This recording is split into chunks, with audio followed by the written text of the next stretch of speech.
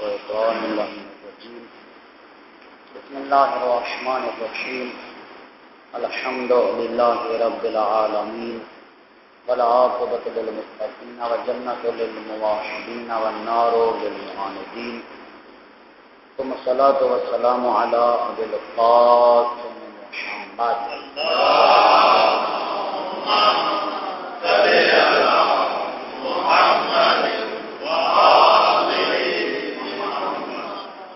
أما بعد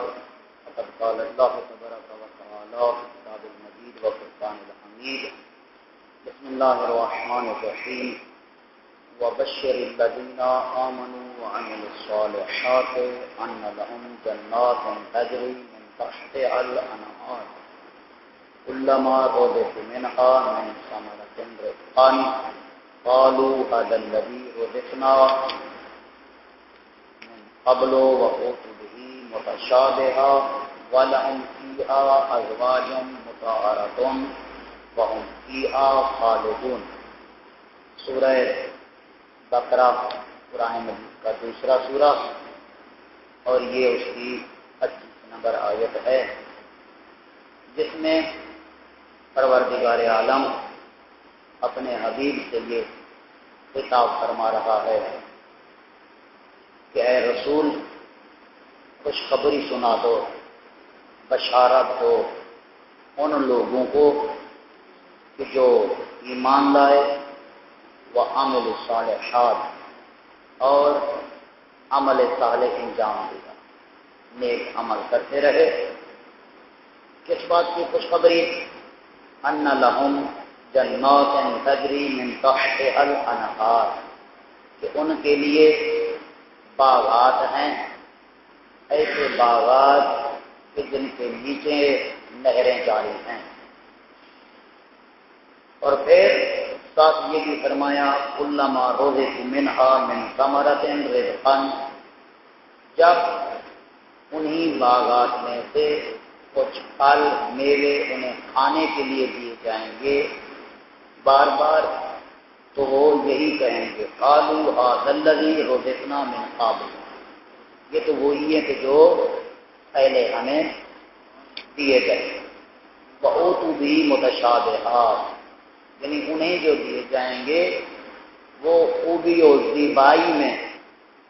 ایک دوسرے جیسے نظر آئیں گے رنگ میں، لیکن ایک کے بعد جب دوسرا انہیں پھل یا میوہ ملے گا تو اس کا ذائقہ پہلے سے کچھ اور ہوگا۔ یہ مومنین کے لیے، یعنی یہاں اگر کچھ تکالیف ہیں تو وہاں ایسے انہیں میوے اور پھل ملیں گے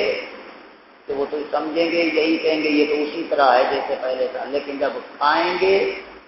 تو تب انہیں پتہ چلے گا کہ پہلے کا ذائقہ اور تھا، اس کا ذائقہ اور ہے۔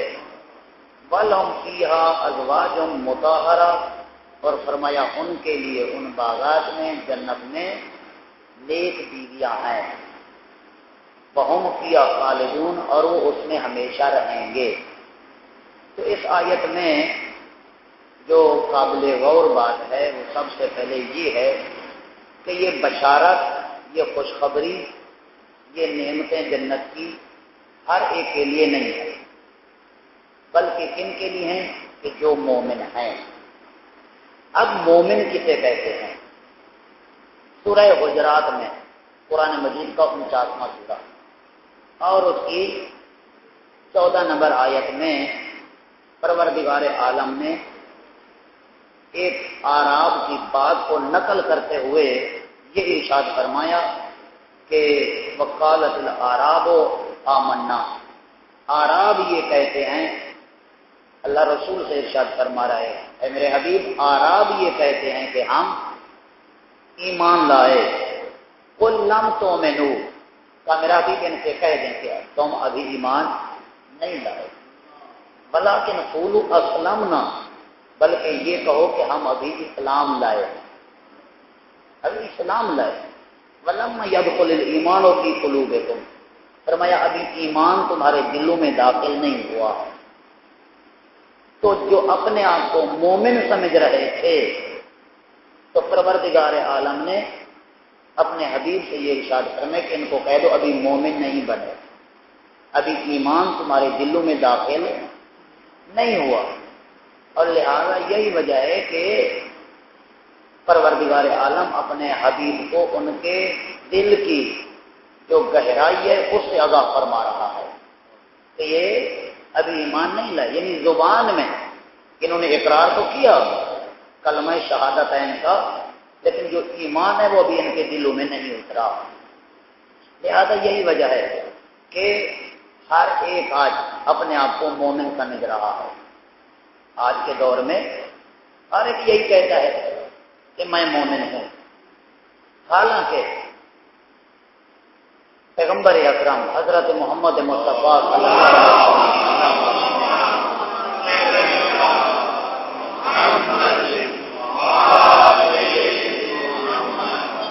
یہ ارشاد فرماتے ہیں، بڑی مشہور و معروف پیغمبر کی حدیث ہے کہ المسلم من سالم المسلمون من یدہ و لسانہ یا بے یدہ و لسانہ، کہ مسلمان وہ ہے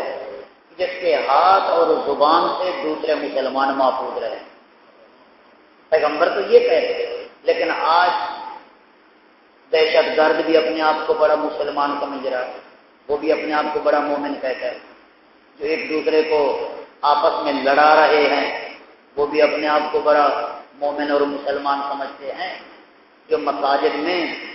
بم دھماکے کرا رہے ہیں یا عید میلاد النبی میں جو دہشت گردی پھیلاتے ہیں تو وہ بھی اپنے آپ کو مسلمان اور مومن سمجھ رہے ہیں، حالانکہ نہ یہ مسلم ہیں نہ یہ مومن ہیں۔ ان کی بات بے عین ہی وہی ہے کہ جو اعراب کی بات اللہ نے نقل کی ہے کہ اعراب کے متعلق پیغمبر اکرم کو پروردگار عالم نے یہی ارشاد فرمائے تھے، یہ کہہ رہے ہیں کہ ہم ایمان لائے، تو میرا بھی ان سے کہہ دیں ابھی تم ایمان نہیں لائے، بلکہ یہ کہو کہ اسلام لائے، ابھی ایمان تمہارے دلوں میں داخل نہیں ہوا۔ اس لیے کہ ایمان کس چیز کا نام ہے؟ اقرار باللسان، معرفت بالقلب و عمل بالارکان۔ ایمان زبان سے اقرار بھی ہو اور دل سے معرفت بھی ہو، اور پھر اپنے اعضاء و جوارح سے جو اللہ اور اللہ کا رسول کہہ رہے ہیں وہ کر کے بھی دکھاؤ، یہ ہے ایمان۔ لہذا یہی وجہ ہے کہ حضرت محمد مصطفیٰ صلی اللہ علیہ وسلم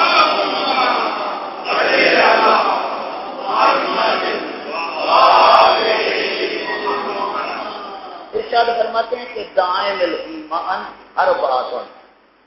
ایمان کے جو پائے ہیں وہ چار ہیں۔ وہ کیا؟ الاولی ان تعرف ربک، فرمایا پہلی بات یہ ہے کہ اپنے رب کو پہچان،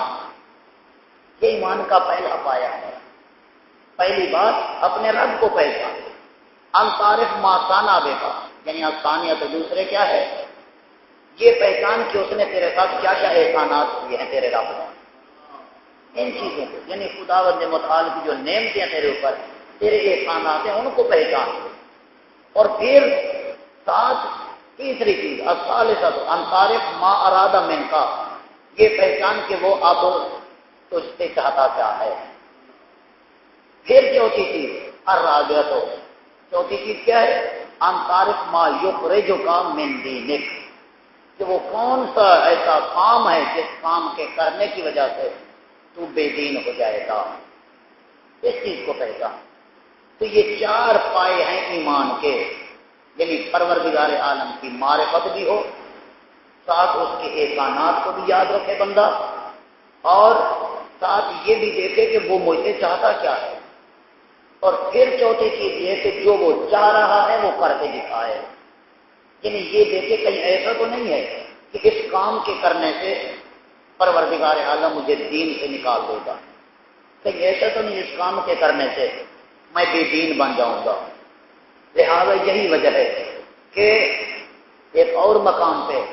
ختم مرتبہ حضرت محمد مصطفیٰ صلی اللہ علیہ وسلم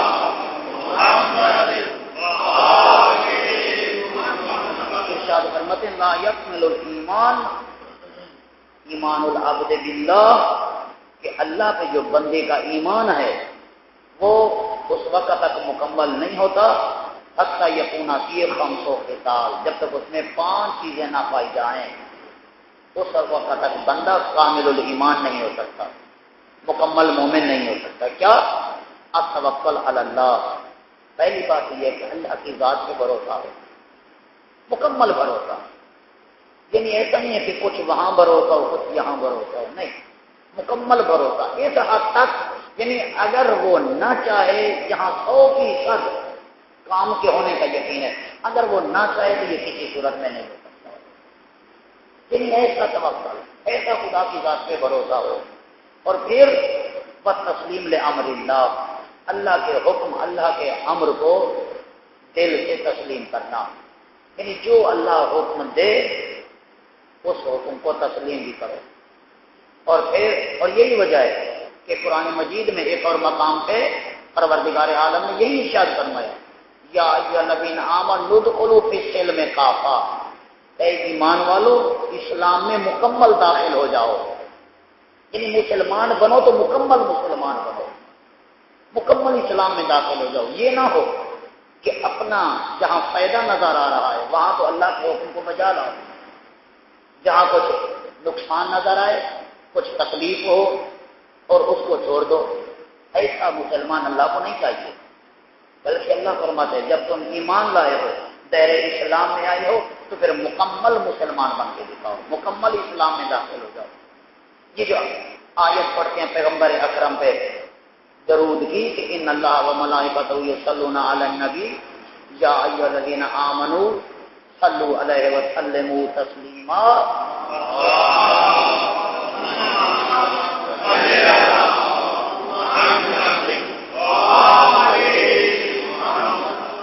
تو یہاں بھی آیت کے آخر کا جو جملہ ہے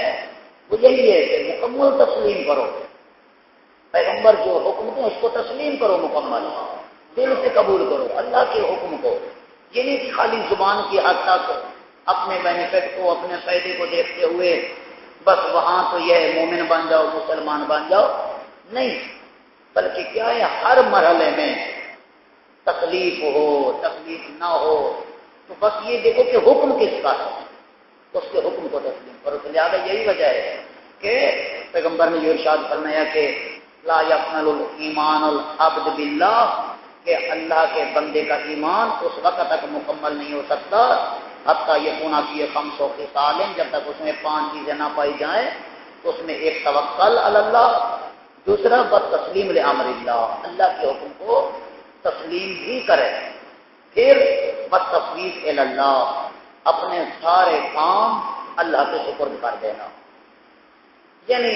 پروردگار عالم سے ہی التجا، اس کام کو پایہ تکمیل تک پہنچانے کے لیے انسان اس بات کا یقین رکھے کہ اگر اللہ کی توفیق نہ ہو، اللہ کی نصرت و تائید شامل حال نہ ہو تو یہ کام میرا کسی صورت میں مکمل نہیں ہو سکتا، پایہ تکمیل تک نہیں پہنچ سکتا، اپنے سارے کام کیا ہے اللہ ہی کے سپرد کر دے۔ پھر والرضا بقضاء اللہ، اللہ کے فیصلے پر راضی رہنا، اللہ جو فیصلہ کر دے، اچھا اللہ کا فیصلہ کہاں سے معلوم ہوگا، کیسے معلوم ہوگا؟ میں نے تقریباً 4 جمعے پہلے جمعے کے خطبے میں یہ عرض کیا تھا کہ اللہ کی بات کہاں سے معلوم ہوگی، کہاں سے اللہ کے فیصلے کا پتہ چلے گا؟ 2 ہی ذاتیں ہیں، یا قرآن مجید ہے یا زبان رسول ہے،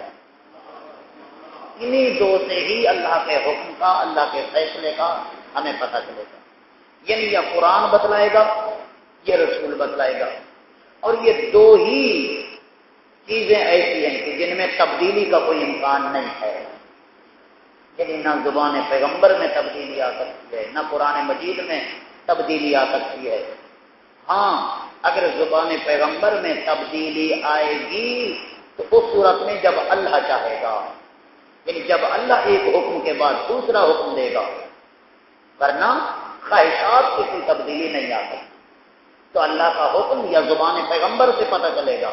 یا قرآن مجید سے پتہ چلے گا۔ تو لہذا والرضا بقضاء اللہ، اللہ کے فیصلے پر راضی رہنا، یہ ہے مومن کی علامت۔ اور پانچویں چیز فرماتے ہیں والصبر علی بلاء اللہ، اللہ کے امتحان پہ صبر کرنا۔ اللہ جیسا طرح بھی امتحان میں ڈالے وہاں واویلا نہیں کرنا، شور نہیں کرنا، اللہ کی شکایت نہیں کرنی، بلکہ اللہ کے امتحان پہ صبر کرنا ہے۔ انبیاء کو دیکھ لیں، کیسے کیسے امتحانات انبیاء پہ گزرے، کتنے کتنے مراحل میں اللہ نے اپنے اولیاء کو رکھا، لیکن اس کے باوجود وہ گھبرائے نہیں۔ لیکن تاریخ کے اندر کچھ مقامات ایسے نظر آتے ہیں کہ جہاں اللہ کے امتحان کے پرچے باقی تھے، انبیاء نے ہاتھ اٹھا لیے، لیکن جو وارث انبیاء ہے وہ میدان کربلا میں ہر امتحان کو پاس کر رہا ہے۔ یعنی گویا وہ بتلا رہا ہے کہ مالک اور کوئی امتحان کا پرچہ ہے تو بھیج، حسین بیٹھا ہوا ہے۔ دیکھیے کون سا امتحان ہے جو حسین نے نہیں دیا، کون سا مرحلہ آزمائش کا جس مرحلہ آزمائش میں حسین علیہ السلام پورے نہیں اترے۔ گویا امام حسین علیہ السلام نے رہتی دنیا تک یہ پیغام دیا ہے کہ واقعاً اگر اللہ کے عبد بننا چاہتے ہو تو پھر جو بھی مرحلہ آزمائش ہے وہاں تمہیں ثابت قدمی دکھانا ہو، جو بھی مرحلہ آزمائش ہو۔ لہذا یہی وجہ ہے کہ جس کے دل میں حسین علیہ السلام کی محبت ہے، جو امام حسین علیہ السلام کا پیروکار ہے، وہ مرحلہ آزمائش میں گھبراتا نہیں، واغلا نہیں کرتا، بلکہ کیا ہے، چاہے وہ بھوک کا میدان ہو یا کوئی اور مشکلات ہوں تو وہ اپنے مولا و آقا کے نقش قدم پہ چلتے ہوئے ثابت قدم رہتا ہے۔ چاہے وہ جان کا امتحان ہو، بھوک کا ہو، کوئی ہو۔ کل ہم مجلس میں سن رہے تھے کہ پروردگار عالم نے یہ مراحل بتائے، وَلَنَبْلُوَنَّكُمْ بِشَيْءٍ مِّنَ الْخَوْفِ وَالْجُوعِ وَنَقْصٍ مِّنَ الْأَمْوَالِ وَالْأَنفُسِ وَالثَّمَرَاتِ وَبَشِّرِ الصَّابِرِينَ الَّذِينَ إِذَا أَصَابَتْهُم مُّصِيبَةٌ قَالُوا إِنَّا لِلَّهِ وَإِنَّا إِلَيْهِ راجعون۔ تو یہ لفظ زبانی کہنے والے بہت ہیں، اِنَّا لِلَّهِ وَإِنَّا إِلَيْهِ راجعون، لیکن جس کے دل کی گہرائیوں سے نکلا اور کردار سے ثابت کر کے دکھایا کہ وہ حسین ابن علی ہیں، وہ امام حسین علیہ السلام ہیں اور ان کے چاہنے والے ہیں، کہ جنہوں نے ثابت کر کے اپنے کردار سے یہ بتایا کہ انا للہ و انا الیہ راجعون، ہم تو ہیں ہی اللہ کے لیے، ہمارا سب کچھ اللہ کے لیے۔ تو جس کے دل سے یہ آواز نکلے وہ اپنی خواہشات نفسانی کے آگے نہیں جھکے گا، وہ اپنی خواہشات کو مٹا دے گا، خواہشات کو کچلے گا۔ لہذا یہی وجہ ہے کہ ایک اور مقام پہ پیغمبر اکرم نے ارشاد فرمایا الایمان اور نصفان، نصف صبر و نصف شکر۔ فرمایا کہ ایمان کے دو حصے ہیں، ایک کا نام صبر ہے، دوسرے حصے کا نام شکر ہے۔ ایک صبر ہے، ایک شکر ہے۔ لہذا اس بات سے اندازہ لگائیں کہ گویا اللہ کے امتحان پہ صبر کرنا یہ بھی ایک امتحان ہے کہ اللہ نے قدرت دی ہے، طاقت دی ہے گناہ کرنے کی، لیکن انسان وہاں اپنے آپ کو قابو میں رکھتے ہوئے خواہشات نفسانی کو کچلتے ہوئے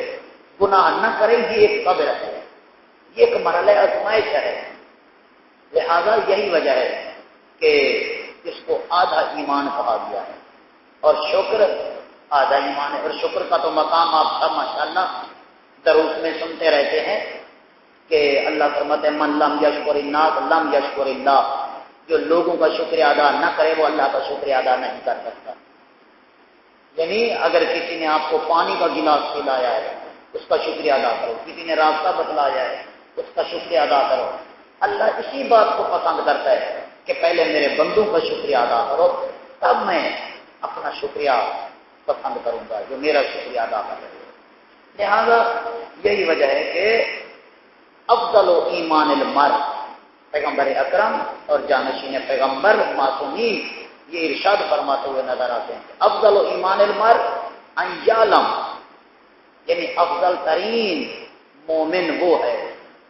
بندے کا ایمان افضلیت میں اس وقت آتا ہے کہ وہ یہ جانے ان اللہ معہو ایس و ما کانا، کہ جگہ بھی ہے اسے علم ہو کہ اللہ میرے ساتھ ہے، جن جہاں بھی ہے وہ اس یقین میں فائز ہو کہ میں اللہ کی نظروں سے چھپا ہوا نہیں، اللہ مجھے دیکھ رہا ہے جہاں بھی ہوں،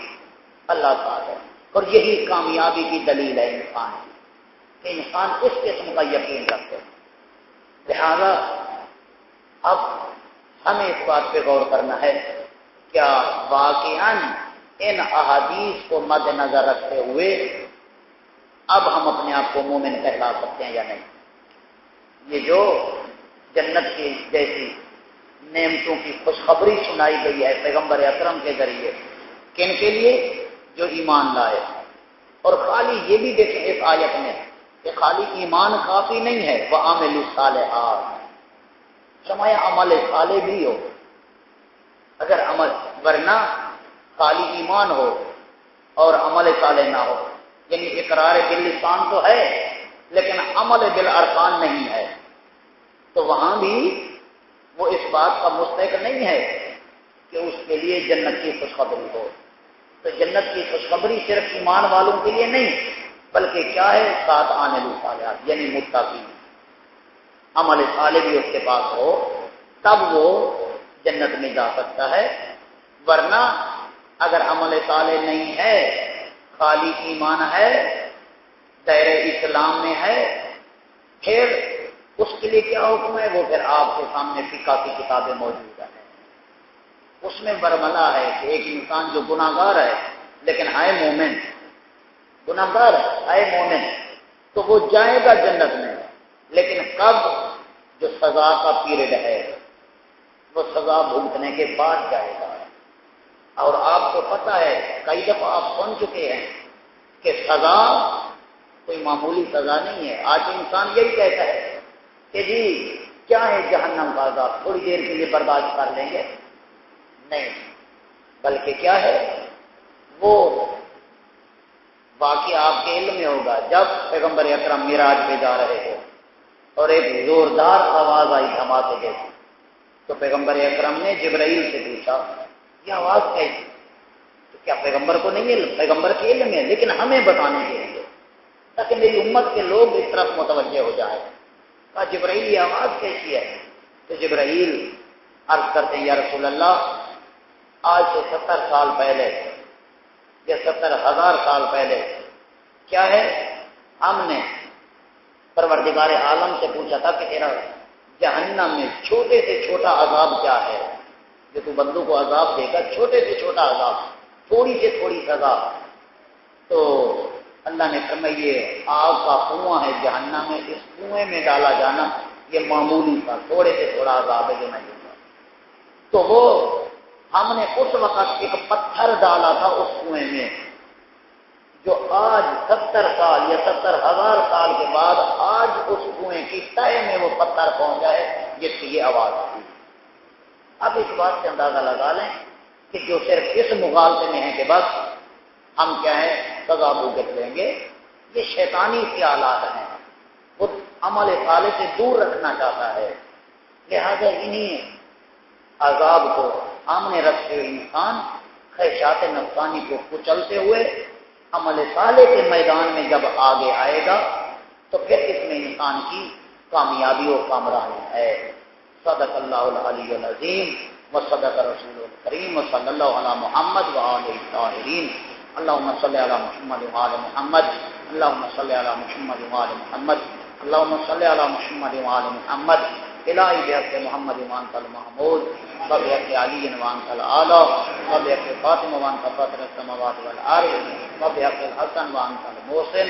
وبحق الحسین وانت قدیم الاحسان وبحق تسعۃ المعصومین علیہ السلام۔ پروردگار بحق محمد و آل محمد ہم سب کو اس لاریب کلام کو پڑھنے، سمجھنے،